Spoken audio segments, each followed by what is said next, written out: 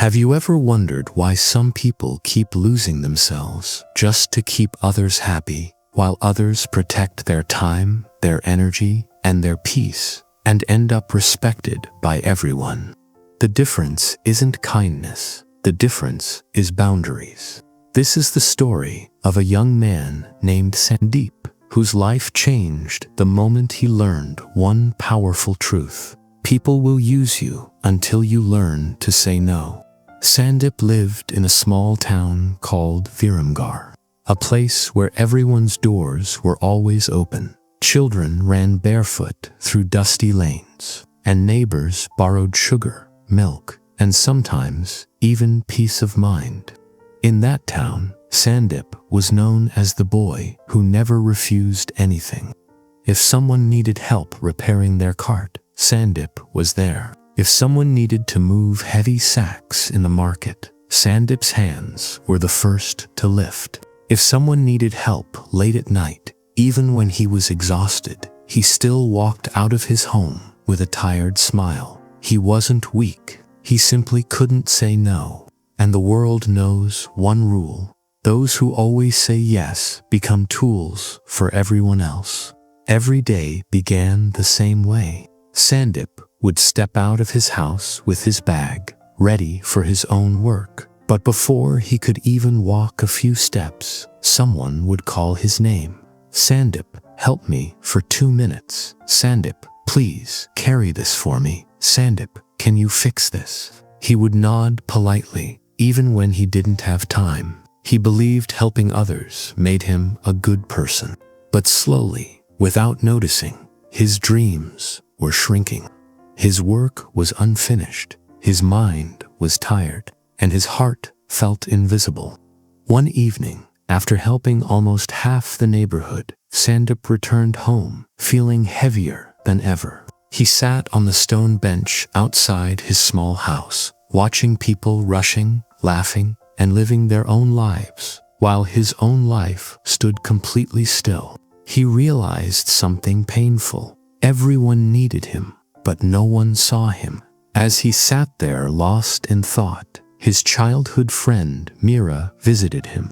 She had just returned to town after many years, and the moment she saw Sandip's face, she understood something was wrong. Sandip, what happened? You look worn out, she said gently. Sandip gave a faint smile. Nothing serious, Mira, I'm just tired.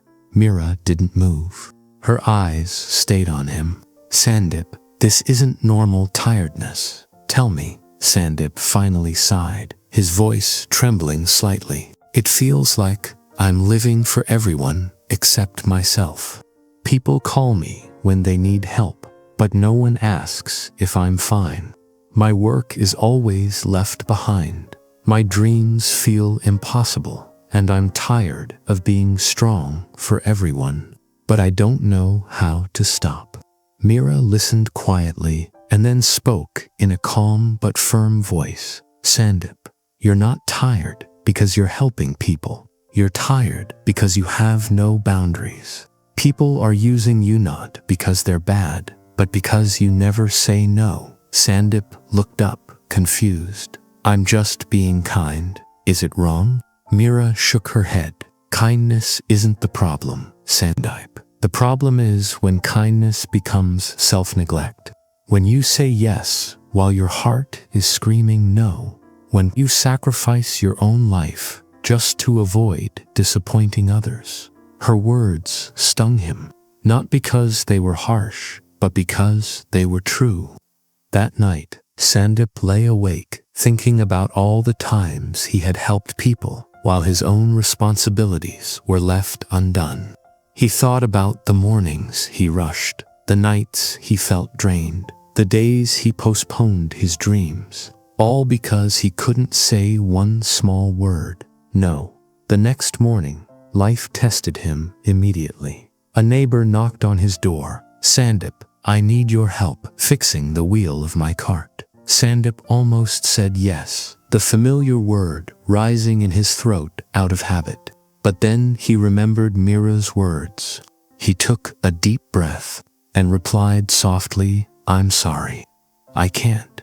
I have my own work today." The neighbor looked surprised. Sandip felt a sudden wave of guilt, like he had done something wrong. But the sky didn't fall. The earth didn't crack open. The man simply walked away to find someone else. For the first time in his life, Sandip felt a strange mix of fear and freedom. Later that day, someone else asked him for help. And again, Sandip said, "I can't right now." The person frowned, muttered something under their breath, but Sandip stayed firm.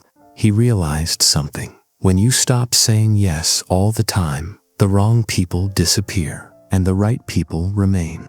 Over the next few days, things became clearer. Some people stopped asking for help. They were the ones who used Sandip as a convenience. Some still asked, but respected his boundary when he said no. And some genuinely cared, offering help in return. And slowly, Sandip began to live again. He started focusing on his own goals. He spent time learning a skill he always wanted to master. He even began a small repair service, working professionally instead of emotionally. People who once expected free labor now paid him for his time. And somehow, for the first time ever, Sandip felt valued. Weeks later, Mira came by in the evening and found Sandip repairing a bicycle with a smile on his face. "You look different," she said. Sandip wiped his hands and laughed. "I feel different." Saying that one word changed everything. Mira stepped closer and asked softly, "What did you learn?" Sandip looked at the sunset and replied with a peaceful smile, "I learned that if you protect your time, people will steal it. If you don't value your energy, people will drain it. If you don't stand for yourself, no one else will. People will use you until you learn to say no. But once you do, your whole life opens up. My friend, maybe you're like Sandip.